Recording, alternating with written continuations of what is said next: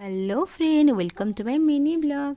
तो सकाल सकाल मुझे गोटे प्लेक्सर टैबलेट नेली आउ जल्दी जल्दी फिनिश करदेली। टेस्ट भी बहुत भल था।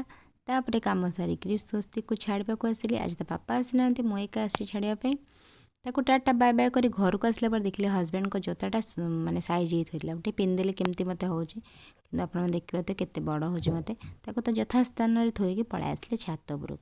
ये गोटे देखो गछ जी बड़ न हो सबुठी जह्नी कषि।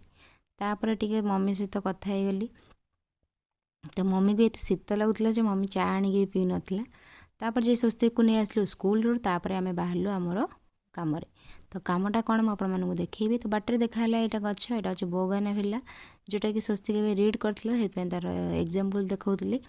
तापर आसी आम डेस्टिनेशन पहुँच गलु। डेस्टिनेशन थिला आमर आधार केन्द्र जोटि कि स्वस्तिक बायोमेट्रिक अपडेट करार माने दीर्घ 2 घंटा पर बोधे कहीं आम आसलु 11:15 आमर पड़ा पूरा 2:15-20 होगला। तो आज भी माने सैटरडे सेकेंड हाफ भी बंद थिला। तापर तो पापा से फॉर्म पे वेट करते आम ये माँ पु करूँ वीडियो। स्वस्ति किंतु पूरा विरक्ति हो गला कहीं से आज टिफिन भी ठीक से फिनिश कर नाला। आ मत लगे हाफ एन आवर कि 1 आवर लगे बोली। तो ये 2:45 पाखापाखि हो गला। स्वस्ति को भोक भी जोर लगे से चिड़चिड़ भी हो गला।